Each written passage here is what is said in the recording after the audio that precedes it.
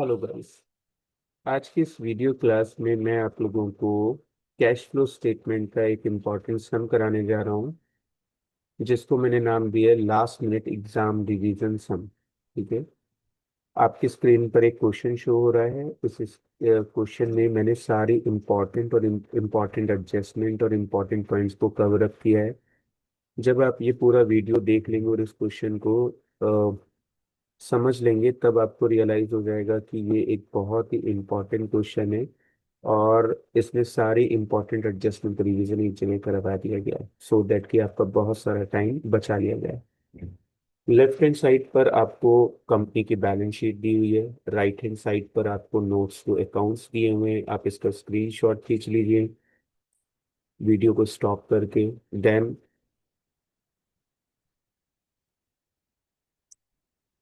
ये next page है। इसके लेफ्ट हैंड साइड पर जो है कुछ एडजस्टमेंट है 1 से लेकर 9 तक। फिर मैंने नीचे यहीं पर मैं आपको अकाउंट्स बनाकर दिखाऊंगा। Building account, plant machinery account, accumulated depreciation account, tax account, investment account. और राइट हैंड साइड पे मैं आपको सॉल्यूशन करके दिखाने वाला हूँ। तो आप क्वेश्चन के स्क्रीनशॉट ले लीजिए। अगर आपके पास क्वेश्चन नहीं हो, देन मैं आपको इसकी सारी एडजस्टमेंट 1 बाय 1 सॉल्व करके दिखाता हूँ। ठीक है। होप यू कि आपने स्क्रीनशॉट ले लिया होगा।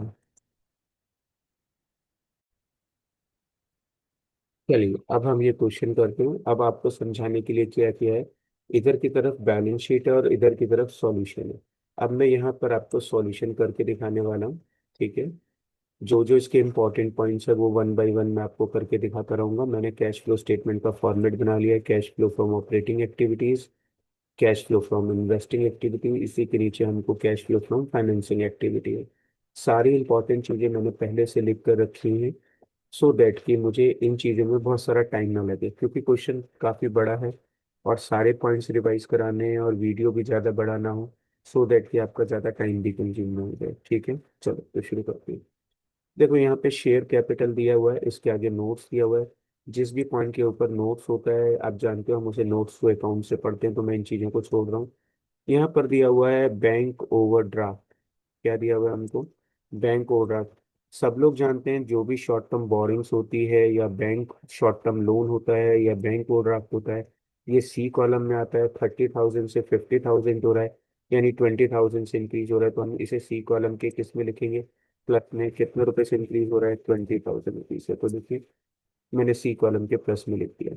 उसके नेक्स्ट ट्रेड पेबल दिया हुआ है, अदर करंट लायबिलिटी है, शॉर्ट टर्म प्रोविजन है। इनके आगे नंबर्स डला हुआ है, यानी हम इनके बारे में नोट्स टू अकाउंट्स में पढ़ेंगे। ऐसे ही टेंजेबल फिक्स्ड एसेट्स है, इंटेंजेबल फिक्स्ड एसेट्स है, नॉन करंट इन्वेस्टमेंट है। इसके आगे हमको नोट्स नंबर दिया है, तो हम इसके बारे में नीचे पढ़ेंगे। अब ये एक और इम्पॉर्टेंट बात आती है। आप लोग जानते हैं कि हम करंट इन्वेस्टमेंट को कैश एंड कैश इक्विवेलेंट के साथ प्लस करके शो करते हैं। डन। तो यहाँ पर मेरे पास कितना दिया हुआ है? करंट इन्वेस्टमेंट 30,000, और कैश एंड कैश इक्विवेलेंट का ओपनिंग बैलेंस कितना दिया है? 120। तो ये जो ओपनिंग कैश है, ये तो मैं लिखूंगा 1,50,000। ऐसे ही 20 प्लस 1,70,000, तो closing cash and cash equivalent कितना लिखूंगा? 1,90,000। तो देखिएगा, ये मैंने यहाँ पे लिखा हुआ है। ओपनिंग कैश मेरे पास है 1,50,000 रुपीज का। क्लोजिंग कैश मेरे पास कितना है? 1,90,000 का। 1,90,000 में से 1,50,000 घटाएंगे, तो जो ABC तीनों एक्टिविटीज का टोटल होगा वो 40,000 आना चाहिए। ये आंसर को चेक करने के लिए। ठीक है। उसके नेक्स्ट नंबर पे आते हैं हम लोग। हमारा इन्वेंट्री दिया हुआ है। इन्वेंट्री हमारा करंट एसेट्स है 1,60,000। करंट एसेट डिक्रीज हो रहा है, तो मैं इसे करंट एसेट डिक्रीज की हेडिंग में प्लस कर रहा हूँ। कितने से डिक्रीज हो रहा है? 40,000 से। लीजिए, मैंने 40,000 प्लस कर दिया। उसके नेक्स्ट ट्रेड रिसीवेबल है 40,000 से 1 लाख हो रहा है। मीन 60,000 से इंक्रीज हो रहा है, तो मैं इसे करंट एसेट्स इंक्रीज की हेडिंग में माइनस कर रहा हूँ। कितने रुपए? 60,000 रुपीज यहाँ पर मैं माइनस कर रहा हूँ। डन। इसके नेक्स्ट हम लोगों को क्या दिया हुआ है? प्रीपेड एक्सपेंसेस दिए हुए हैं, जो कि 40,000 से 30,000 है, यानी ये भी हमारी करंट एसेट्स है। ये डिक्रीज हो रही है, तो जहाँ भी करंट एसेट डिक्रीज हो रही है, वहां पर मैं इसको प्लस कर रहा हूँ। डन। तो यहाँ पर हम लोगों ने क्या किया? यहाँ पर अभी हमने जो भी बैलेंस शीट में जिन पॉइंट्स के आगे नोट्स नंबर नहीं डाला था, उनको हमने कैश फ्लो स्टेटमेंट में पोस्टिंग कर ली है। अब यहाँ से आगे हम धीरे धीरे इसके नोट्स टू अकाउंट्स पढ़ते रहेंगे, और उनको 1 बाय 1 हम सॉल्व करते रहेंगे। डन। चलिए अब हम नोट्स पे आ गए हैं। नोट्स में हमारे पास सबसे पहले नोट्स जो दिया हुआ है वो इक्विटी शेयर कैपिटल का दिया हुआ है। यहाँ पर इक्विटी शेयर कैपिटल 1 लाख से 2 लाख हो रही है, यानी 1 लाख से इंक्रीज हो रही है। इसके बारे में मैंने ये एडजस्टमेंट रखी है फर्स्ट नंबर पे कि जो हमने इक्विटी शेयर है वो 5% प्रीमियम पर इशू किए हैं। अगर कभी भी ये पॉइंट आता है, चाहे इक्विटी शेयर हो, चाहे प्रेफरेंस शेयर हो, चाहे डिबेंचर हो, कि हमने ये शेयर्स प्रीमियम पर इशू किए हैं, चाहे डिबेंचर हो, इक्विटी शेयर हो, प्रेफरेंस शेयर हो, अगर वो प्रीमियम पर इशू किए हैं ऐसा एडजस्टमेंट में लिखा है, तो आप उस पॉइंट को इग्नोर करिएगा, उस पॉइंट की एंट्री मत करिएगा। क्यों? क्योंकि जो सिक्योरिटी प्रीमियम का डिफरेंस होता है, उसमें जो भी आपने इस साल में शेयर प्रीमियम पर इशू किए वो उसमें पहले से इंक्लूड होता है। तो हम सिक्योरिटी प्रीमियम का डिफरेंस तो सी कॉलम में लिखते ही हैं। तो ये जो 5% का इंक्रीमेंट हुआ है, शेयर को एक्स्ट्रा प्राइस पर बेचा है, वो ऑलरेडी इसमें इंक्लूड होगा। इसलिए कभी भी एग्जाम में इक्विटी शेयर, प्रेफरेंस शेयर या डिबेंचर प्रीमियम पर इशू हो, ऐसा एडजस्टमेंट में लिखा हो, तो उस पॉइंट को इग्नोर करिएगा, क्योंकि वो पॉइंट ऑलरेडी सिक्योरिटी प्रीमियम में इंक्लूडेड होता है। तो यहाँ पर हमारी शेयर कैपिटल कितने से इंक्रीज हो रही है? 1 लाख से 2 लाख। तो मैं इसे सी कॉलम में कहाँ लिखूंगा? प्लस में। तो आइए मैं यहाँ पर सी कॉलम में देखिए इक्विटी शेयर कैपिटल को प्लस करके दिखा रहा हूँ। 1 लाख रुपए लो जी, मैंने यहाँ पे प्लस कर दिया, equity share capital C column में इंक्रीज हो रहा है। ऐसे ही आते हैं हम प्रेफरेंस शेयर कैपिटल पे। प्रेफरेंस शेयर कैपिटल क्या हो रहा है? हमारा 1 लाख से 60,000 हो रहा है, डिक्रीज हो रहा है। और यहाँ पर मैंने एक एडजस्टमेंट भी लिया है कि प्रेफरेंस शेयर कैपिटल जो है, जब हमने रिडम्पशन किया तो 5% प्रीमियम पर किया। यानी हमने 1 लाख से 60,000 हो गई हमारी प्रेफरेंस शेयर कैपिटल, तो हमने प्रेफरेंस शेयर कैपिटल का 40,000 पेमेंट किया, और साथ में कितना प्रीमियम दिया? 5% प्रीमियम भी दिया। तो यानी कि अब हम क्या करेंगे, हमने 40,000 का पेमेंट किया, तो हमने प्रेफरेंस शेयर कैपिटल यहाँ पर माइनस कर दिया 40,000। कितना पेमेंट किया? 40,000। साथ में 5% जो प्रीमियम होता है रिडम्पशन के टाइम पर, वो हमेशा डिफरेंस वाली अमाउंट पे निकलता है। तो हमने 40,000 का 5% कितना एक्स्ट्रा प्रीमियम दिया? 2,000 रुपये का। जो भी हमने एक्स्ट्रा प्रीमियम दिया है वो हमारा क्या है? लॉस। और दूसरी बार हम प्रीमियम और रिडम्पशन को कहाँ लिखते हैं? नॉन ऑपरेटिंग एक्सपेंसेस में प्लस करके दिखाते हैं। तो 40,000 से रुपीज सी कॉलम में माइनस, और जो हमने उस पर 5% पैसा एक्स्ट्रा दिया है वो हमारा पैसा जा रहा है सी कॉलम में minus. At the same time ये हमारा लॉस है, नॉन ऑपरेटिंग एक्सपेंसेस में प्लस करेंगे। डन। चलिए आगे चलते हैं। ये हमने इक्विटी शेयर के बारे में दो एडजस्टमेंट थी। एक तो ये कि हमने इसे प्रीमियम पर इशू किया, उसको यूज नहीं किया। प्रीमियम प्रेफरेंस शेयर कैपिटल का रिडम्पशन किया है, 5% प्रीमियम पे वो लिया। इसके अलावा मैंने एक पॉइंट और भी डाला है इस क्वेश्चन में, सो दैट कि आपको वो और अच्छे से सिखा सकूं। अक्सर क्या होता है, इक्विटी शेयर और प्रेफरेंस शेयर्स पे डिविडेंड का पॉइंट भी आ जाता है। तो यहाँ पर लिखा है कि dividend on preference share and interim dividend on equity share 15% हम पे कर रहे हैं इस ईयर एंडिंग डेट को। लेकिन याद रखिएगा कि जो भी हम प्रेफरेंस शेयर्स पे डिविडेंड देते हैं या इक्विटी शेयर्स पर हम डिविडेंड देते हैं, वो हमेशा ओपनिंग बैलेंस पे देते हैं। तो मैं यहाँ वाले ओपनिंग बैलेंस पे डिविडेंड निकालूंगा।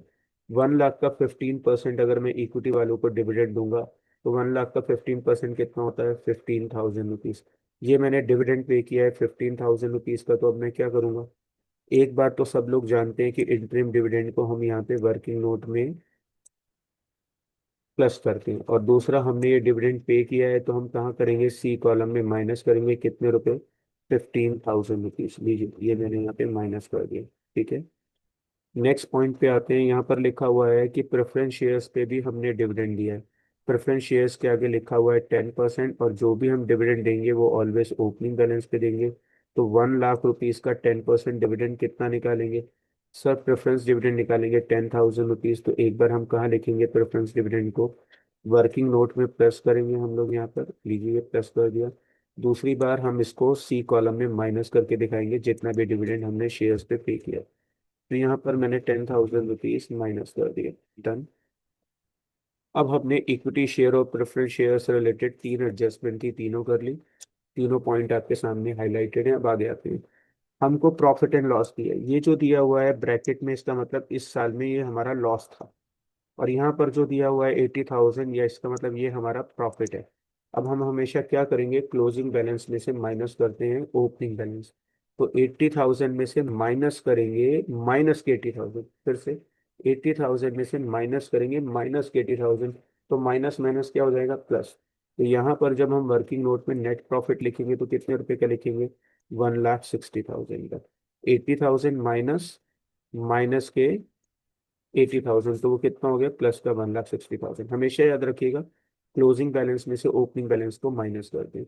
सिक्योरिटी प्रीमियम हमारा इंक्रीज हो रहा है, कितने रुपए से इंक्रीज हो रहा है सिक्योरिटी प्रीमियम हमारा, 10,000 से, और ये हमेशा कहाँ आता है, सी कॉलम के प्लस में लीजिए। ये इंक्रीज होता है, मैंने इसे सी कॉलम के प्लस में लिखी है।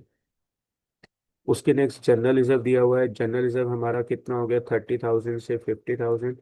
ये ऑलवेज इंक्रीज होता है, अगर ये इंक्रीज होता है तो वर्किंग नोट में प्लस करेंगे, और अगर डिक्रीज हो जाए तो सर यहीं पे माइनस करेंगे, यानी इंक्रीज होने पे वर्किंग नोट में प्लस, डिक्रीज होने पे वर्किंग नोट में माइनस करेंगे, ठीक है। उसके नेक्स्ट आते हैं हम अगले पॉइंट पे।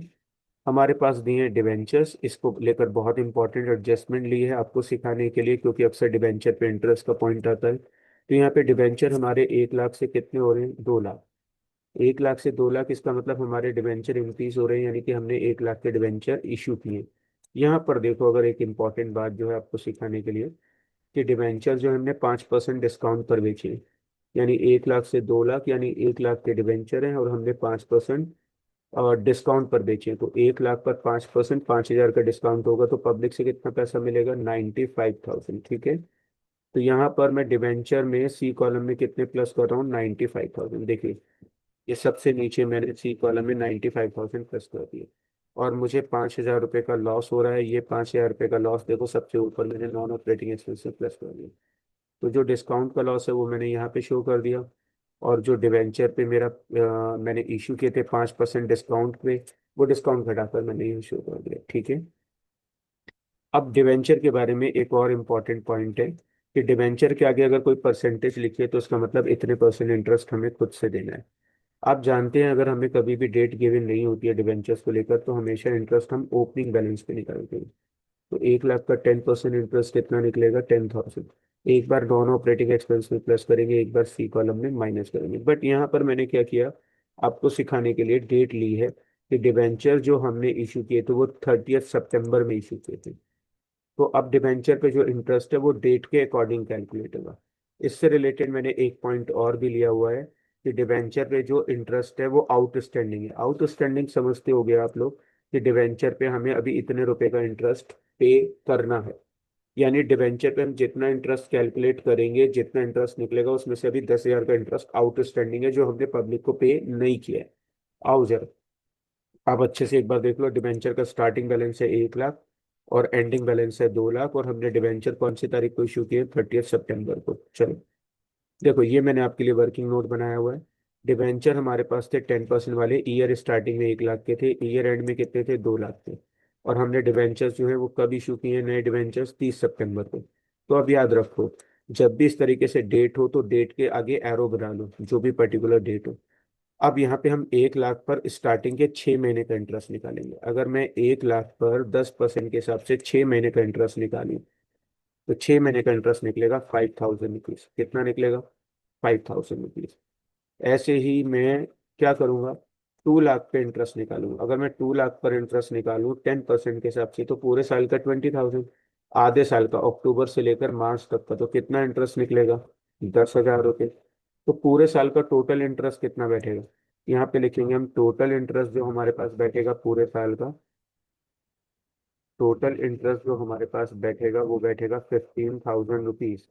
मैंने आपको पढ़वाया था उसमें से 10,000 का इंटरेस्ट आउटस्टैंडिंग है, यानी 10,000 का इंटरेस्ट अभी हमने नहीं दिया। तो हमने पब्लिक को कितना इंटरेस्ट दिया है, 5,000 का।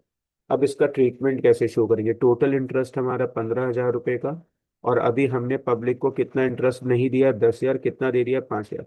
तो सी कॉलम में जब आप इंटरेस्ट माइनस करोगे डिबेंचर पे, तो कितने माइनस करोगे, 5,000 रुपये, लीजिए मैंने माइनस कर दी।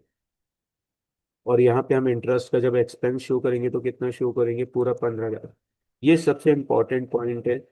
ये पॉइंट इस बार सीबीएसई के सैंपल पेपर में भी इस क्वेश्चन में दिया हुआ था, तो सोचा आपको एक बार रिवाइज करा दें। टोटल इंटरेस्ट 15,000 रुपये, 10 आउटस्टैंडिंग है जो अभी हमने पे नहीं किया, तो 5,000 हमने पे कर दिया। चलिए अब आते हैं नेक्स्ट पॉइंट पे। नेक्स्ट पॉइंट है cash credit. Cash credit bank loan को बोलते हैं। कभी कभी क्या होता है, टीचर इस तरह के नेम्स दे देता है जिनकी हमें हैबिट नहीं होती है। तो यहाँ पे हमारे पास क्या आ गया, कैश क्रेडिट। 1,20,000 से 20,000 हो रहा है, डिक्रीज हो रहा है, पहली बात। दूसरा, इसके बारे में कोई एडजस्टमेंट नहीं है, तो जो इसका इंटरेस्ट है हम कौन से बैलेंस पे निकालेंगे, ओपनिंग बैलेंस पे, ठीक है। 1,20,000 पे 9% इंटरेस्ट निकालेंगे तो कितना निकलेगा, 10,800। पहले तो कैश क्रेडिट डिक्रीज हो रहा है तो हम इसे सी कॉलम में माइनस करके दिखाते हैं। कैश क्रेडिट को हमने सी कॉलम में माइनस कर दिया कि हमारी साइड से इसका पेमेंट हो गया है। यहाँ पे मैंने 1,00,000 रुपए का पेमेंट कर दिया, ठीक है। लीजिए, 1,00,000 का पेमेंट हो गया। फिर हमको क्या था, इससे हमने 10% इंटरेस्ट भी दिया।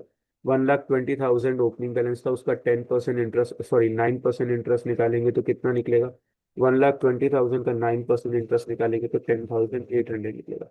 एक बार यहाँ मैंने प्लस कर दिया क्योंकि ये मेरा नॉन ऑपरेटिंग एक्सपेंस है। दूसरा, जब मैं इसकी पेमेंट करूंगा तो पैसा जाएगा, यहाँ पे मैंने 10,800 माइनस कर दिया, ठीक है। चलिए नेक्स्ट पॉइंट पर आते हैं।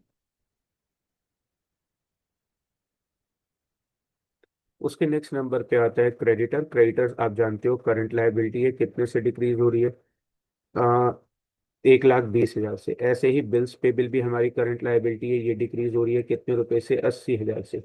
यानी क्रेडिटर डिक्रीज हो रहे हैं 1,20,000 से और बीपी डिक्रीज हो रहे हैं 80,000 से।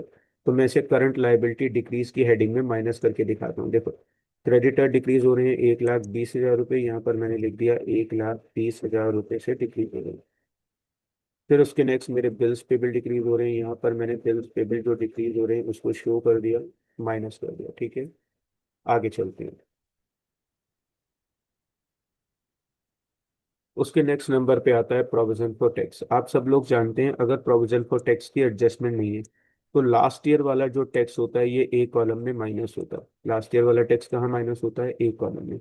और जो करंट ईयर का टैक्स होता है उसको हम वर्किंग नोट में प्लस करके दिखाते हैं। कहाँ दिखाते हैं, वर्किंग नोट में प्लस, अगर एडजस्टमेंट नहीं दिए। बट अगर एडजस्टमेंट दी है तो हम अकाउंट बनाएंगे। देखिए ये रहा टैक्स का अकाउंट। यहाँ पे हमने ओपनिंग बैलेंस लिखेंगे, कितने रुपए लिखने जा रहे हैं, 80,000 रुपीज, लीजिए लिख दिया।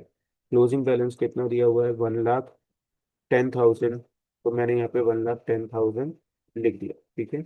यहाँ पे टैक्स को लेकर एक एडजस्टमेंट है, देखिए 6 नंबर पे, कि टैक्स के लिए हमने कितना प्रोवाइडेड का मतलब होता है, टैक्स के लिए हमने प्रोविजन बनाया 60,000 का, तो यहाँ पे मैंने 60,000 रुपये का प्रोविजन लिख दिया, ठीक है। तो यहाँ पे कितना हो गया, इधर का टोटल हो गया 1,40,000। अब 1,40,000 में से 1,10,000 घटाएंगे तो टैक्स कितना पेड किया है हमने, 30,000 का। जो टैक्स पेड है वो तो आएगा एक कॉलम में माइनस, कैश करके जो होता है वो टैक्स पेड होता है, तो टैक्स पेड कहाँ आएगा, एक कॉलम में। और जो टैक्स प्रोवाइडेड है वो कहाँ आएगा, वर्किंग नोट में। तो वर्किंग नोट में हम 60,000 दिखाएंगे और एक कॉलम में 30,000 माइनस। देखिए टैक्स प्रोवाइडेड तो मैंने यहाँ शो कर दिया 60,000 रुपीज, डन। और जो हमारा एक कॉलम में टैक्स पेड है वो कितना शो करूंगा मैं, 30,000। लीजिए मैंने यहाँ पे 30,000 टैक्स पेड शो कर दिया, डन। चलिए उसके नेक्स्ट आते हैं। सर अगर मान लीजिए टैक्स जो है वो सिर्फ एडजस्टमेंट में हो, बैलेंस शीट में ना हो। अगर ऐसा कोई पॉइंट आ जाता है कि आपको टैक्स एडजस्टमेंट में दिया हुआ है, जैसे प्रोवाइडेड है या पेड है, लेकिन आपको बैलेंस शीट में कुछ नहीं दिया हुआ, तब आप क्या करेंगे।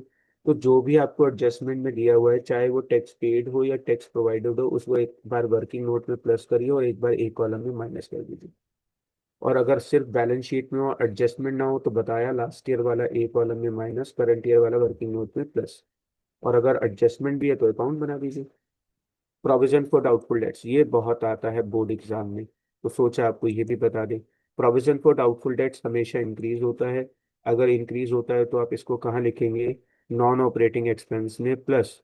सर अगर डिक्रीज हो जाए तो क्या करेंगे, भैया देखो अगर ये इंक्रीज हो रहा है तो यहाँ पे नॉन ऑपरेटिंग एक्सपेंस में प्लस, और अगर डिक्रीज हो रहा है तो नॉन ऑपरेटिंग इनकम में माइनस करेंगे, ठीक है। आगे चलते हैं। अब आते हैं मोस्ट इंपॉर्टेंट पॉइंट पे, जो कि हमारा है लैंड एंड बिल्डिंग। हमको यहाँ पे लैंड एंड बिल्डिंग दिया हुआ है और इसको लेकर हमको कोई और मतलब इसका एक्यूमुलेटेड डेप्थ नहीं दिया हुआ। दो मेथड होते हैं, एक तो एसेट्स का ओपनिंग और क्लोजिंग बैलेंस है बट एक्यूमुलेटेड डेप्थ नहीं है।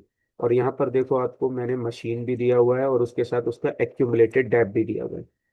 तो अगर आपको एसेट्स दिया हुआ है लेकिन उसका एक्यूमुलेटेड डेप्थ का बैलेंस स्टेटमेंट में नहीं दिया हुआ नोट्स में, तब उस कंडीशन में वो एक नॉर्मल अकाउंट है, उसे नॉर्मल अकाउंट की तरह बनाएंगे। तो देखो बिल्डिंग का ओपनिंग बैलेंस कितना है, 1,00,000 रुपये। कितना है, 1,00,000 रुपये, यहाँ शो कर दिया। क्लोजिंग बैलेंस देखो कितना है बिल्डिंग का, सर 2,00,000 रुपये। कितना दिया हुआ है हमको, 2,00,000 रुपये। यहाँ पे हमने कितना शो कर दिया, 2 लाख रुपए। इसको थोड़ा सा 2 लाख रुपए ले लिया, ठीक है। बिल्डिंग के बारे में एक एडजस्टमेंट ये दे रखी है कि ड्यूरिंग द ईयर हमने बिल्डिंग पे कितना डेप लगाया, 80,000 रुपीज को। तो यहाँ पे हमने बिल्डिंग का डेप कितना लिख दिया, 80,000। यानी हम एक नॉर्मल अकाउंट बना रहे हैं और उसमें हमने during the year current year का डेप लिखा है। फिर दूसरी एडजस्टमेंट है, 1,50,000 की बिल्डिंग थी जिसपे 50,000 का डेप लग चुका था। यानी 1,50,000 की बिल्डिंग पे 50,000 का डेप ऑलरेडी लग चुका था। एक्यूमुलेटेड डेप मतलब पुराने सालों का डेप। तो 1 लाख की चीज को 20% प्रॉफिट पे बेचा, तो आपने कितने का बेचा, 1,20,000 रुपए का बेच दिया। और कितने रुपए का प्रॉफिट हुआ सर, 20,000 का प्रॉफिट होगा, बहुत अच्छा। अब इस साइड का हम टोटल करेंगे, इस साइड का टोटल कितना आएगा, 4 लाख रुपए। 4 लाख में से हम 1,20,000 घटाएंगे, तो ये जो चीज है ये मेरी बैलेंसिंग फिगर है, जिसको मैं ग्रीन से हाईलाइट करके दिखा रहा हूँ। तो ये जो 2,80,000 रुपये आ रहा है, ये मेरी बैलेंसिंग फिगर है जो मैंने निकाली। तो एक बार जल्दी से, opening balance 1 lakh, closing balance 2 lakh. During the year हमने डेप कितना लगाया, 80,000 का। हमने 1,50,000 की चीज जिसपे 50,000 पुराने सालों में डेप लग चुका था, 1 लाख की चीज को 20% प्रॉफिट पे बेचा। तो कितने का बेचा, 1,20,000 का, 20,000 क्या हो गया, प्रॉफिट हो गया। अब इसकी पोस्टिंग कैसे होती है, सबसे पहले 1,20,000 सेल के हैं और 2,80,000 रुपये परचेज के हैं। इसे हम बी कॉलम में लिखते हैं। 1,20,000 रुपये सेल के हैं, पीछे मैंने यहाँ पे लिख दिया 1,20,000 रुपये। और 2,80,000 रुपये परचेज के हैं, जो इन्वेस्टिंग एक्टिविटी में मैंने यहाँ माइनस कर दिया, 2,80,000 रुपये, ठीक है। उसके नेक्स्ट हमको क्या क्या दिया था उसमें, और 4 चीजों की पोस्टिंग होती है, परचेज और सेल, इसके अलावा डेप्रिसिएशन, लॉस और प्रॉफिट। तो डेप्रिसिएशन है 80,000 और प्रॉफिट दिया हुआ है 20,000। डेप्रिसिएशन को तो हम नॉन ऑपरेटिंग एक्सपेंसेस में शो करेंगे, देखिए यहाँ पे शो कर रहा हूँ 80,000 का डेप, ठीक है। इसके अलावा जो मुझे प्रॉफिट हुआ है बिल्डिंग पे, वो मैं नॉन ऑपरेटिंग इनकम में शो कर रहा हूँ, यहाँ पे मैंने 20,000 रुपीज शो कर दिया। डन। आगे चलते हैं। अब ये तो हमने बनाया बिल्डिंग अकाउंट, जो बहुत ही सिंपल तरीके से बन गया क्योंकि इसके बारे में हमारे पास कुछ भी नहीं था। अब आते हैं सबसे इंपॉर्टेंट, मशीन भी दिया है, एक्यूमुलेटेड भी दिया है। तो मशीन का ओपनिंग बैलेंस देखो, ये दिया हुआ 1 लाख रुपए। हमने यहाँ पर लिख दिया कितना बैलेंस दिया हुआ है, 1 लाख रुपए, ये लिख दिया। उसके नेक्स्ट हमें मशीन का क्लोजिंग बैलेंस दिया हुआ है 1,50,000 रुपये। यहाँ पे हमने इसका क्लोजिंग बैलेंस लिख दिया 1,50,000 रुपये, ठीक है। अम्म, ठीक है। उसके बाद आते हैं एक्यूमुलेटेड डेट दिया है, तो यहाँ पर हमने 30,000 एक्यूमुलेटेड डेट का बैलेंस लिख दिया। यहाँ पे हमने एक्यूमुलेटेड डेट का क्लोजिंग बैलेंस लिख दिया जो कि 40,000 रुपये दिए।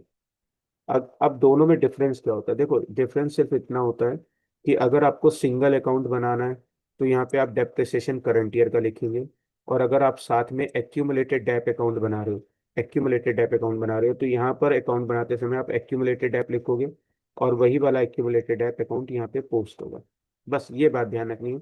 अगर आप सिंगल अकाउंट बना रहे हो तो करंट ईयर का डेप लिखोगे।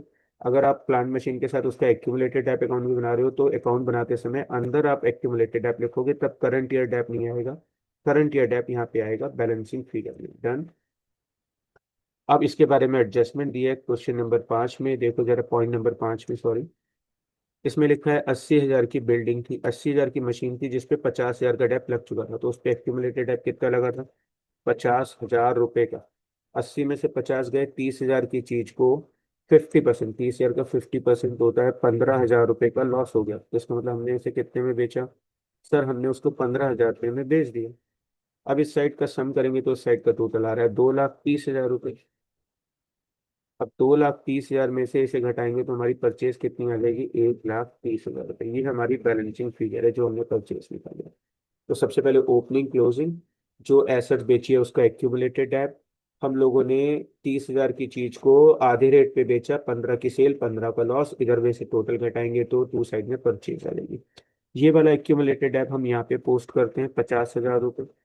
अब इस साइड का सम करेंगे तो 90,000 रुपये आ रहा है, 90,000 में से माइनस करेंगे तो करंट ईयर का डेप निकलेगा 60,000 रुपये, ठीक है। अब आते हैं पोस्टिंग कैसे कैसे होगी। सबसे पहले तो मैं सेल लिखूंगा 15,000 की और परचेज लिखूंगा 1,30,000 की। सेल मैंने मशीन की लिखी है 15,000, क्योंकि मुझे बेचने चली गई। और इसके अलावा जो मेरी परचेज है वो कितनी है, 1,30,000 रुपये की। 1,30,000 रुपए की मेरी परचेज निकल गई, ये मैंने यहाँ माइनस कर दिया, ठीक है। उसके नेक्स्ट आते हैं, और क्या चीज मिली थी हमें, लॉस मिला था 15,000 रुपए का, और डेप्रिसिएशन करंट ईयर का मिला था 60,000। ये दोनों चीजें मैं नॉन ऑपरेटिंग एक्सपेंसेस में लिख के दिखाता हूँ आपको, देखिएगा। लॉस कितना हुआ सर, लॉस हुआ 15,000 रुपए का, नीचे लिखिए। और इसके अलावा डेप्रिसिएशन ड्यूरिंग द ईयर कितना लिखा, 60,000 रुपए का, चलिए ये भी लिख दिया हमने। तो ये हमने दो मोस्ट इंपॉर्टेंट पॉइंट्स किए हैं, एक बिल्डिंग का और एक एक्यूमुलेटेड है। गुडविल डिक्रीज हो रही है, गुडविल हमेशा डिक्रीज होती है, और पेटेंट हमेशा इंक्रीज होते हैं, नहीं ऐसा नहीं है। दोनों चीजें इंक्रीज या डिक्रीज हो सकती हैं, बट दोनों का ट्रीटमेंट ऑलवेज सेम होता है। गुडविल डिक्रीज होगी तो नॉन ऑपरेटिंग एक्सपेंस में लिखेंगे, अगर इंक्रीज होगी तो बी कॉलम में परचेज। सेम पेटेंट अगर इंक्रीज हो रहे हैं तो बी कॉलम में परचेज, डिक्रीज हो रहे हैं तो नॉन ऑपरेटिंग एक्सपेंस में। तो गुडविल डिक्रीज हो रही है 10,000 से, और पेटेंट इंक्रीज हो रहे हैं 20,000 से। तो पेटेंट इंक्रीज हो रहे हैं तो उसको तो मैं बी कॉलम में परचेज में मेंशन करूंगा, कितने रुपए सर, 20,000 रुपये, लीजिए मैंने 20,000 रुपये शो कर दिया। इसके अलावा जो गुडविल है वो मेरी डिक्रीज हो रही है, तो मैं उसे नॉन ऑपरेटिंग एक्सपेंसेस में शो करूंगा, यहाँ पे मैंने गुडविल शो कर दिया 10,000 रुपये, ठीक है। चलिए आगे चलते हैं। फाइनली अब हमारे पास एक दो पॉइंट और बचे हैं। यहाँ पर हमको दिया हुआ है इन्वेस्टमेंट, इन्वेस्टमेंट के आगे मैंने 10% और लिया है, इसका मतलब इस पे 10% हमें इंटरेस्ट मिलेगा, ठीक है। तो यहाँ पर इन्वेस्टमेंट का ओपनिंग बैलेंस दिया है 2,60,000 रुपये, देखो यहाँ पे मैंने इन्वेस्टमेंट अकाउंट बनाया 2,60,000 रुपये। क्लोजिंग बैलेंस मैंने यहाँ पे लिख दिया 1,80,000 रुपये, ठीक है। इसके बारे में एडजस्टमेंट है, कहाँ लिया है, फोर्थ नंबर वाला पॉइंट पड़ेगा, ये रहा फोर्थ नंबर वाला। अब मैं इसको कौन से कलर से हाईलाइट करूं कि आपको आसानी से दिया, चलिए पिंक से हाईलाइट कर देता हूँ। इसमें लिखा है कि 1 जुलाई को 1 लाख के इन्वेस्टमेंट 20% प्रॉफिट पे बेचे, 1 लाख का 20% यानी सर 20,000 प्रॉफिट पे बेचे, ठीक है। तो यहाँ पे हमारी सेल कितनी आ जाएगी, 1,20,000 रुपये की। और प्रॉफिट कितना हुआ सर, 20,000 रुपये का प्रॉफिट हो गया, बहुत अच्छी बात है। इस साइड का सब मैं करूंगा तो कितना टोटल आ रहा है सर, 3 लाख रुपए का टोटल आ गया। 3 लाख में से मैं इधर का टोटल घटाऊंगा 260, तो बैलेंसिंग फिगर मेरी क्या निकल जाएगी, बैलेंसिंग फिगर मेरी परचेज निकल कर आएगी, जो कि निकलेगी 20,000 रुपये की, ठीक है। तो ये मेरे पास एक नई चीज थी जो आपको सिखानी थी। तो यहाँ पे इन्वेस्टमेंट मेरे डिक्रीज हो रहे हैं, सेल हुई है 1,20,000 की और परचेज है 20,000 की। तो बी कॉलम में मैंने इन्वेस्टमेंट की सेल शो करूंगा 1,20,000 रुपये की, और 20,000 रुपये का मेरा जो है परचेज है वो मैंने यहाँ पे परचेज में शो कर दिया 20,000 रुपये, ठीक है। चलिए ये भी डन हो गया, अब आगे चलते हैं। अब इसके बाद आता है हमारे पास प्रॉफिट दिया हुआ है 20,000 का, प्रॉफिट को मैं शो करूंगा नॉन ऑपरेटिंग इनकम में। 20,000 रुपये को मैं शो करने जा रहा हूँ नॉन ऑपरेटिंग इनकम में, यहाँ पे माइनस कर रहा हूँ मैं नॉन ऑपरेटिंग इनकम में, डन। उसके बाद मैंने इन्वेस्टमेंट से रिलेटेड एक लिखा था 10% इन्वेस्टमेंट, तो इसका मतलब मुझे इस पे इंटरेस्ट कैलकुलेट करना है। अब आप देखो यहाँ पे इन्वेस्टमेंट के ओपनिंग क्लोजिंग बैलेंस अच्छे से याद कर लीजिए, 2,60,000 और 1,80,000 है, और डेट दी है 1 जुलाई, क्या डेट दी है, 1 जुलाई डेट दी है, ठीक है। ये एक इंपॉर्टेंट पॉइंट है, तो डेट है 1 जुलाई, और ओपनिंग और क्लोजिंग बैलेंस है 260 और 180। अब मैं इंटरेस्ट निकालूंगा, जैसे डिवेंचर पे निकाला था बिल्कुल सेम। देखिए आपको अच्छे से समझ में आया, मैंने यहाँ पे ओपनिंग बैलेंस लिख दिया 260, क्लोजिंग बैलेंस लिख दिया 180, 10% इन्वेस्टमेंट है। अब 1 जुलाई की डेट है तो मैंने 1 जुलाई पे एरो बना लिया है। तो 1 जुलाई से पहले का जो इंटरेस्ट है वो ओपनिंग बैलेंस पे निकलेगा, और 1 जुलाई से बाद का जो इंटरेस्ट है वो क्लोजिंग बैलेंस पे निकलेगा। अब अगर मैं 10% के हिसाब से 3 मंथ का इंटरेस्ट निकालता हूँ, आप कैलकुलेट कर लेना, बट मैंने निकाल कर लिया है कैलकुलेट, तो 6,500 आएगा, ठीक है। और यहाँ पर अगर मैं 1,80,000 पर इंटरेस्ट निकालता हूँ, तो 10% के हिसाब से 9 मंथ का इंटरेस्ट कितना निकलेगा, 13,500 रुपये, ठीक है। तो 13,500 का इंटरेस्ट मुझे लास्ट के 9 मंथ में मिलेगा, स्टार्टिंग के 3 मंथ में 6,500 का इंटरेस्ट, टोटल इंटरेस्ट मुझे मिलेगा 20,000 का। जो भी इंटरेस्ट मुझे मिलेगा वो मेरी नॉन ऑपरेटिंग इनकम है, तो मैं क्या करूंगा, उसको बी कॉलम में प्लस करके दिखाऊंगा, ठीक है। एक बार तो पैसा आ रहा है इसलिए बी कॉलम में प्लस करेंगे, और दूसरा इसे नॉन ऑपरेटिंग इनकम में माइनस भी करेंगे। लीजिए मैंने यहाँ माइनस कर दिया नॉन ऑपरेटिंग इनकम में, और बी कॉलम में प्लस। फाइनली अब हम देख लेते हैं कि क्या हमने कोई एडजस्टमेंट ऐसी तो नहीं है जो मिस कर दी हो, क्योंकि हमने नोट्स तो सारे कर लिए। एडजस्टमेंट वन था, इक्विटी शेयर प्रीमियम पर इशू किए, बताया कोई यूज नहीं, प्रपोज डिविडेंड, ये पॉइंट बहुत आता है एग्जाम में। एक लास्ट ईयर का है 2024 में डिविडेंड है, और एक है 2025 में। आप लोग जानते हैं कि करंट ईयर वाला जो प्रपोज डिविडेंड है उसका यूज नहीं करते। क्या करते हैं? नहीं यूज करते करंट ईयर वाले का, हमेशा लास्ट ईयर वाला ही लेते हैं। तो लास्ट ईयर वाला प्रपोज डिविडेंड कितना दिया? 60,000। तो हम इसका क्या ट्रीटमेंट करते हैं सर? हम एक बार वर्किंग नोट में तो प्लस करते हैं। देखिए, एक बारी में हमने प्रपोज डिविडेंड यहाँ लास्ट ईयर वाला क्या कर दिया? प्लस कर दिया। डन। यहाँ लास्ट ईयर में प्लस कर दिया ये 60,000, और देखो यहाँ पे मैं सी कॉलम में माइनस करके दिखा रहा हूँ। लीजिए, माइनस कर दिया। फाइनली उसके बाद अब और देख लेते हैं कोई एडजस्टमेंट बची हो। फर्स्ट पॉइंट हो गया। Second point debenture discount. तीसरा पॉइंट था प्रेफरेंस शेयर्स का रिडम्पशन प्रीमियम पर। फिर इन्वेस्टमेंट, फिर मशीन, फिर प्रोविजन फॉर टैक्स, प्रेफरेंस और इक्विटी का डिविडेंड, फिर बिल्डिंग का पॉइंट था, फिर बिल्डिंग पे डेप्रिसिएशन था। तो अब इस वीडियो में हमने ऑलमोस्ट सारे अकाउंट पोस्टिंग कर लिया है। अब हम लोग आगे कैसे आंसर करते हैं? ये जो टोटल होता है वर्किंग नोट का, इसे हम बोलते हैं नेट प्रॉफिट। और ये वाला जो वर्किंग नोट का आंसर होता है, ये सबसे पहले हम यहाँ लिखेंगे 3,25,000। अब मैं यहाँ से लेकर यहाँ तक की सारी चीजों का टोटल करूंगा। यहाँ तक की सारी चीजों का जो भी टोटल आएगा, ठीक है, उसको मैं क्या बोलूंगा? Operating profit before change in working capital. ये मैंने यहाँ पे लिख दिया। उसके बाद मैं इन सब चीजों को एडलेस करूंगा। ठीक है, इन सब चीजों को एडलेस करूंगा। तो फाइनली मेरे पास जो निकल कर आएगा वो ऑपरेटिंग एक्टिविटी का फाइनल आंसर आ जाएगा। डन। ये मेरा आंसर आ गया। मैंने आंसर पहले से ही कैलकुलेट करके रखे थे, सो दैट कि टाइम बच जाए, वीडियो बड़ा ना हो जाए। उसके बाद ऐसे ही हम बी कॉलम में सारी चीज़ों को प्लस माइनस करेंगे।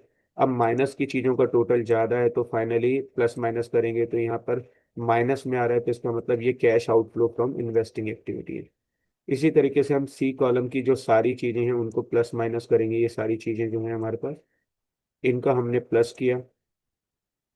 ऐसे ही इधर हम लोगों ने इसको माइनस कर दिया। ठीक है, सारी ब्रैकेट वाली चीज़ों को। फाइनली जो मेरा आंसर आएगा वो माइनस में आ रहा है, तो ये हमने क्या किया? ये हमने माइनस में यहाँ शो कर दिया। अब हम क्या करेंगे? ए बी सी तीनों कॉलम का आंसर का टोटल करेंगे। अब यहाँ पे टोटल है 2,32,500, सॉरी 2,32,800 प्लस में, 1,75,000 माइनस में, 17,800 माइनस में। जब हम प्लस और माइनस का डिफरेंस निकालेंगे तो हमारा आंसर क्या आएगा? 40,000। तो होप यू इस वीडियो से आपको बहुत हेल्प मिलेगी अपना कैश फ्लो स्टेटमेंट रिवाइज करने में। तो एग्ज़ाम के लिए आपको ऑल द बेस्ट है। मुझे लगा कि मैं आपकी कैसे हेल्प कर सकता हूँ, तो मैंने सोचा कि आपके लिए एक अच्छी सी वीडियो बनाऊं, और आपके एग्ज़ाम में थोड़ा सा कंट्रीब्यूशन एग्ज़ाम प्रिपरेशन में मैं भी करूँ। तो होप यू गाइस ये वीडियो आपके लिए बहुत यूज़फुल रहेगी।